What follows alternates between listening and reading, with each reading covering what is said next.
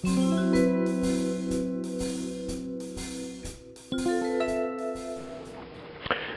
everybody!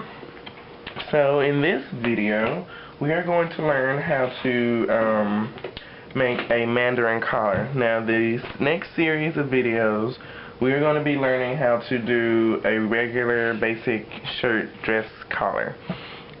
And I actually got a good idea from someone else to do some videos on the whole entire basic shirt. So that would be something interesting to do for y'all. And it would keep me busy and give me ideas. So anyway, we're going to start off doing the Mandarin collar. And of course, like I did in my other videos, I'm just taking a sheet of a sheet of printer paper, and I folded it, kind of moistened the edge, and then tore it apart. So now I have two pieces of paper that I can use for whatever.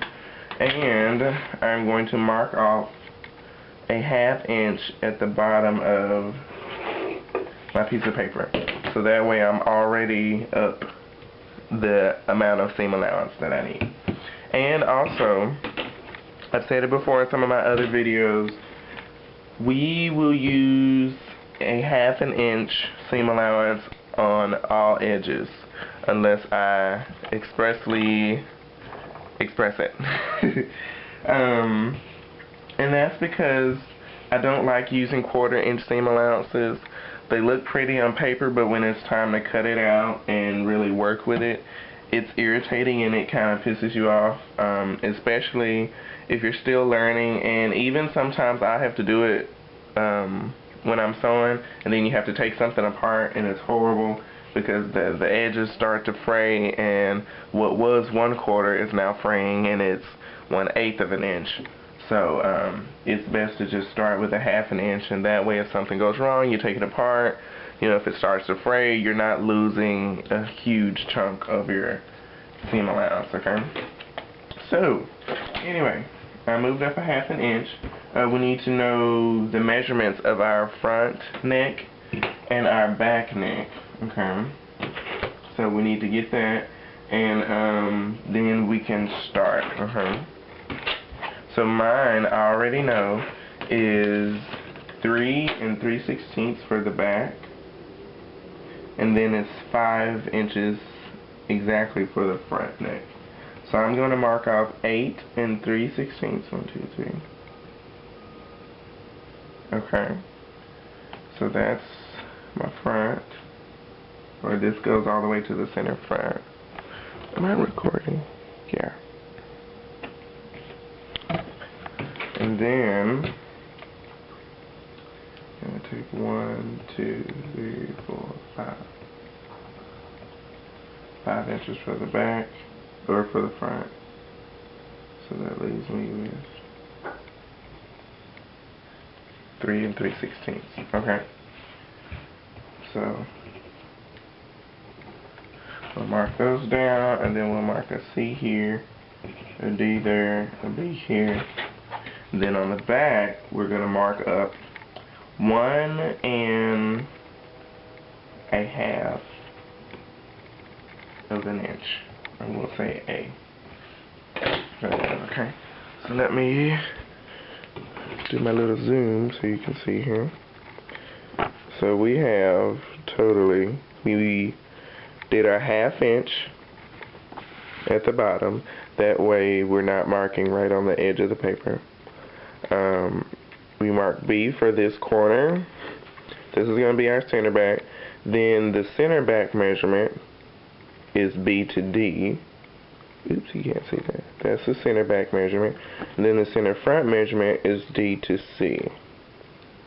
Okay. So, or not center front, I'm sorry. This is the back neck and this is the front neck. Okay. So this is 5 inches and this is 3 3/16 inches. Okay. Then I measured up, so B to A is 1 1/2 inches, okay? And then I'm going to check over this to make sure. And once again, we have to be very, very, very particular when we take these measurements, because Especially on collars, you will get so frustrated when you start to mess up on your collars. Oh my god.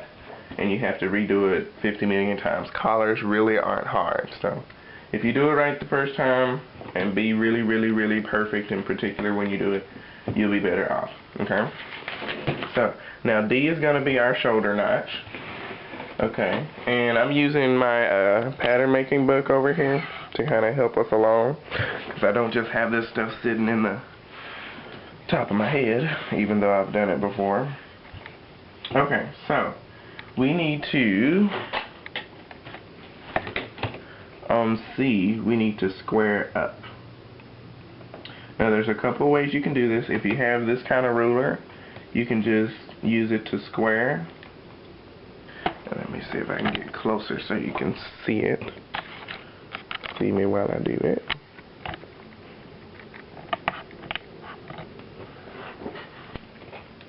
Then you can just do this and draw your line. Or you can just mark over on the top edge. If your piece of paper is square, you can do it this way. You can just mark over 8 3/16. Because that's what I did for mine, whatever your total neck measurement is, and then you can just draw a line down like that. Okay, that might be the easiest way to do square. Okay, now we need to mark up from C just a 1/2 inch. Mark it and call it E. Okay. And I apologize for the angle here. Okay. Then we need to draw a curved line from E to D, which will be the neckline edge of the collar. So grab a curve ruler. So this is a variform curve. So grab this. And we are going to draw a curve down from E to D. Now the way they have it in the book, it does not have to perfectly touch D on the line, but it does need to blend with the line eventually.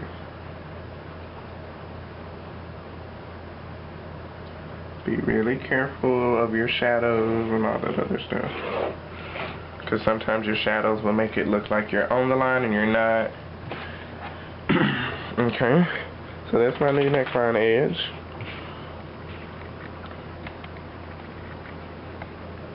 Okay, and I got some shadows going on from this window over here. Okay, so once we do that, we did that, and then we need to also square up from E. So we need to make this little thing square going with this line, so we need to square there.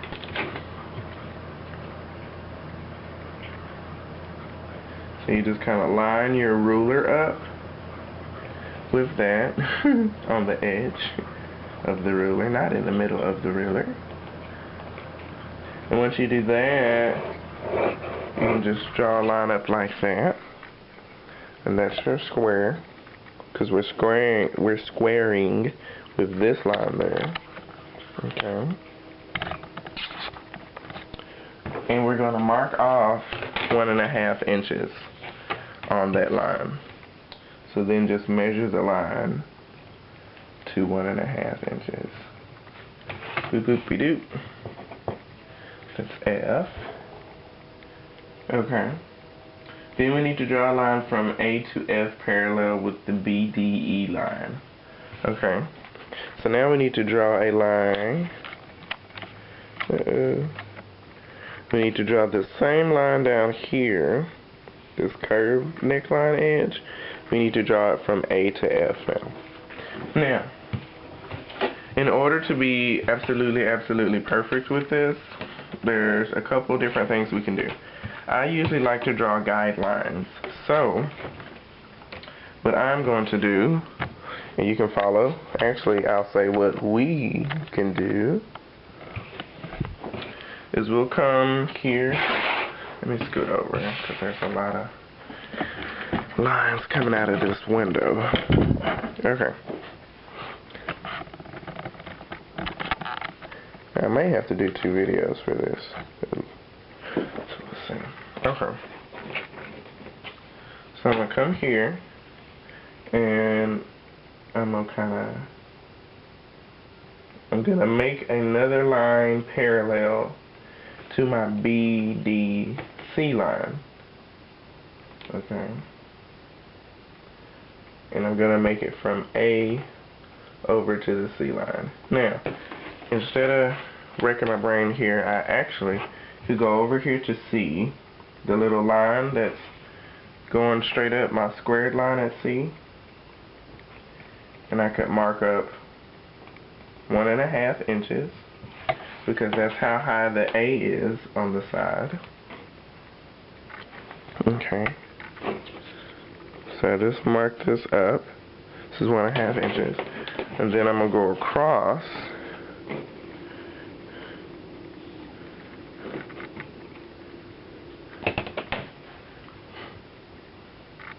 from A to that little line I made. Okay. Then I'm going to mark off my back measurement, my back neck, which is 3 3/16. Okay, and that gets me with D. So basically I'm just recreating this bottom up here so that I can see exactly, I can basically be in the same situation that I was when I created that line the first time. Now I'm moving my curve onto the bottom line again to try to find out what number I was on. And if I can just do the same number, I can do the exact same edge. Okay, so